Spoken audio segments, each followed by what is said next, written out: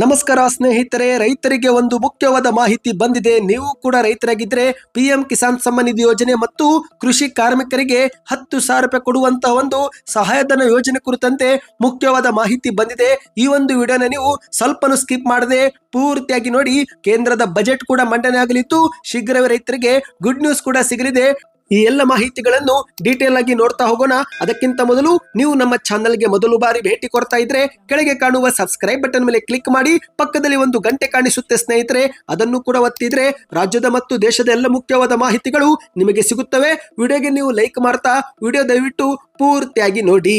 ಹೌದು ಸ್ನೇಹಿತರೆ, ಕೇಂದ್ರ ಸರ್ಕಾರದ ಬಜೆಟ್ ಇದೀಗ ಶೀಘ್ರವೇ ಮಂಡನೆ ಆಗಲಿದೆ.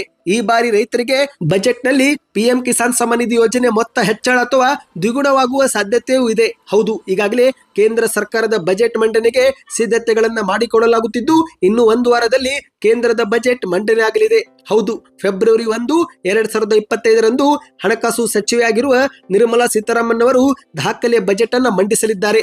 ಈ ಬಾರಿ ರೈತರಿಗೆ, ಮಧ್ಯಮ ವರ್ಗದವರಿಗೆ, ಕಾರ್ಮಿಕರಿಗೆ, ಬಡವರಿಗೆ ಸೇರಿದಂತೆ ಮತ್ತು ಮಹಿಳೆಯರಿಗೂ ಕೂಡ ವಿಶೇಷವಾದ ಯೋಜನೆಗಳನ್ನ ಘೋಷಣೆ ಆಗುವ ಸಾಧ್ಯತೆ ಇದೆ.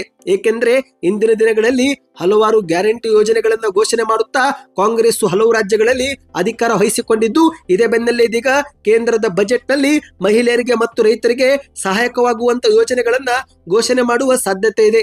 ಇದೇ ಬೆನ್ನಲ್ಲೇ ಪಿಎಂ ಕಿಸಾನ್ ಸಮ್ಮಾನ್ ನಿಧಿ ಯೋಜನೆ ಮೊತ್ತವೂ ಕೂಡ ಹೆಚ್ಚಳ ಮಾಡಬೇಕು ಎನ್ನುವ ಬೇಡಿಕೆಯೂ ಕೂಡ ಈ ಬಾರಿಯ ಬಜೆಟ್ ನಲ್ಲಿ ಪೂರ್ತಿ ಆಗಲಿದೆ ಸ್ನೇಹಿತರೆ. ಹಣಕಾಸು ಸಚಿವೆ ನಿರ್ಮಲಾ ಸೀತಾರಾಮನ್ ಅವರು ರೈತರೊಂದಿಗೆ ಸಭೆ ಮಾಡಿದಾಗ ಈ ಬಗ್ಗೆ ನಾವು ಘೋಷಣೆ ಮಾಡುತ್ತೇವೆ ಎಂದು ಭರವಸೆ ಕೊಟ್ಟಿದ್ದಾರಂತೆ.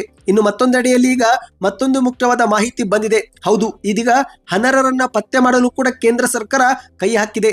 ಯಾವ ರೈತರ ಬಳಿ ಭೂಮಿ ಇಲ್ಲವೋ ಅಂತಹ ರೈತರನ್ನ ಈ ಒಂದು ಪಿಎಂ ಕಿಸಾನ್ ಸಮ್ಮಾನ್ ಯೋಜನೆಯಿಂದ ಹೊರಗಿಡಲು ಮತ್ತು ಇಲ್ಲಿವರೆಗೆ ಪಡೆದಿರುವ ಹಣವನ್ನು ಕೂಡ ಮರಳಿ ವಾಪಸ್ ಪಡೆಯಲು ಕೇಂದ್ರದ ಸರ್ಕಾರ ಕ್ರಮ ತೆಗೆದುಕೊಂಡಿದೆ. ಈ ಒಂದು ಹಣವು ಒಂದು ಬಾರಿ ಕೇಂದ್ರ ಸರ್ಕಾರಕ್ಕೆ ಬಂದ ಬಳಿಕ ಈ ಒಂದು ಹಣ ಮತ್ತೆ ಅರ್ಹ ರೈತರಿಗೆ ಜಮಾ ಮಾಡಲಾಗುತ್ತೆ ಎಂದು ಹೇಳಲಾಗಿದೆ. ಇನ್ನು ಇದೊಂದು ಕಡೆ ಆದ್ರೆ ಇದೀಗ ಮತ್ತೊಂದು ಮುಖ್ಯವಾದ ಮಾಹಿತಿ ಬಂದಿದೆ. ಅದೇನೆಂದ್ರೆ ಕೃಷಿ ಕಾರ್ಮಿಕರಿಗೆ 10,000 ರೂಪಾಯಿ ಸಹಾಯಧನವನ್ನ ಘೋಷಣೆ ಮಾಡಲಾಗಿದೆ. ಹೌದು ಗೆಳೆಯರೆ, ಈಗ ಈ ಒಂದು ಹಿಂದೆ ಕರ್ನಾಟಕದಲ್ಲಿ ಪಿಎಂ ಕಿಸಾನ್ ಸಮ್ಮಾನ್ ನಿಧಿ ಯೋಜನೆಯ 4,000 ರೂಪಾಯಿ ಕೊಡಲಾಗುತ್ತಿತ್ತು. ಆದರೆ ಅಧಿಕಾರಕ್ಕೆ ಬಂದ ನಂತರ ಕಾಂಗ್ರೆಸ್ ಸರ್ಕಾರ ಈ ಒಂದು ಯೋಜನೆಯನ್ನು ಸ್ಥಗಿತ ಮಾಡಿದೆ. ಈ ಮೂಲಕ ಕರ್ನಾಟಕದ ರೈತರಿಗೆ ಕೇವಲ 6,000 ರೂಪಾಯಿ ಮಾತ್ರ ಲಭ್ಯವಾಗುತ್ತಿದೆ.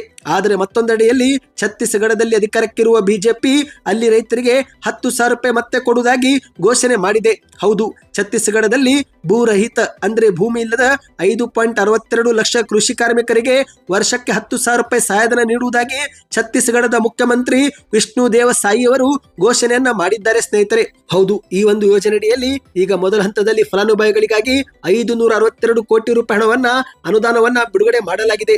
ಛತ್ತೀಸ್ಗಢದಲ್ಲಿ ಕೃಷಿ ಕಾರ್ಮಿಕರಿಗೆ ಇನ್ನು ಮುಂದೆ ವರ್ಷಕ್ಕೆ 10,000 ರೂಪಾಯಿ ನೆರವನ್ನ ಡಬಲ್ ಇಂಜಿನ್ ಬಿಜೆಪಿ ಸರ್ಕಾರ ಕೊಡುಗೆಯಾಗಿ ಕೊಡಲಿದೆ ಸ್ನೇಹಿತರೆ. ಪ್ರಧಾನಿ ನರೇಂದ್ರ ಮೋದಿ ಅವರು ಕೃಷಿ ಭೂಮಿ ಇಲ್ಲದಿದ್ದರೂ ಕೂಡ ಬಿಜೆಪಿ ಸರ್ಕಾರ ಅವರನ್ನ ಕೆಡೆಗಣಿಸಿಲ್ಲ ಎಂದು ಅರಿವು ಮೂಡಿಸಲು ಈ ಒಂದು ಯೋಜನೆಯನ್ನ ಜಾರಿಗೆ ಮಾಡಿದೆ. ಡಬಲ್ ಇಂಜಿನ್ ಸರ್ಕಾರ ಅಧಿಕಾರದಲ್ಲಿದ್ದರೆ ಏನೆಲ್ಲ ಲಾಭಗಳು ಸಿಗುತ್ತೆ ಎನ್ನುವ ಕುರಿತಂತೆ ಇದೀಗ ಛತ್ತೀಸ್ಗಢ ಉದಾಹರಣೆ ಆಗಿಟ್ಟುಕೊಂಡು ಮುಂದಿನ ಚುನಾವಣೆ ಎದುರಿಸಲು ಕೇಂದ್ರದ ಬಿಜೆಪಿ ತಯಾರಾಗಿದೆ ಸ್ನೇಹಿತರೆ.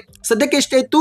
ಈ ಒಂದು ಮಾಹಿತಿ ಇಷ್ಟವಾಗಿದ್ದರೆ ವಿಡಿಯೋಗೆ ಲೈಕ್ ಮಾಡಿ. ಹೆಚ್ಚಿನ ಮಾಹಿತಿಗಾಗಿ ನಮ್ಮ ಚಾನಲ್ಗೆ ಸಬ್ಸ್ಕ್ರೈಬ್ ಮಾಡ್ತಾ ಈ ಒಂದು ವಿಡಿಯೋಗೆ ಲೈಕ್ ಮಾಡಿ. ಪಿಎಂ ಕಿಸಾನ್ ಸಮ್ಮಾನ್ ನಿಧಿ ಯೋಜನೆ ಫಲಾನುಭವಿಗಳಾಗಿದ್ರೆ ಇಲ್ಲಿವರೆಗೆ ಎಷ್ಟು ಕಂತು ಜಮಾ ಆಗಿದೆ ಎಂಬುದನ್ನು ಕಮೆಂಟ್ ಮಾಡಿ ಸ್ನೇಹಿತರೆ. ಕೇಂದ್ರದ ಸರ್ಕಾರ ಇಲ್ಲಿವರೆಗೆ 18 ಕಂತುಗಳನ್ನ ಜಮಾ ಮಾಡಿದ್ದು, ಈಗ ಫೆಬ್ರವರಿ 1 ಅಥವಾ 2ನೇ ವಾರದಲ್ಲಿ 19ನೇ ಕಂತು ಕೂಡ ಜಮಾ ಮಾಡಲಿದೆ. ಹೆಚ್ಚಿನ ಮಾಹಿತಿಗಾಗಿ ನಮ್ಮ ಚಾನಲ್ಗೆ ಸಬ್ಸ್ಕ್ರೈಬ್ ಮಾಡಿ, ವಿಡಿಯೋನ ಲೈಕ್ ಮಾಡ್ತಾ ಶೇರ್ ಮಾಡಿ.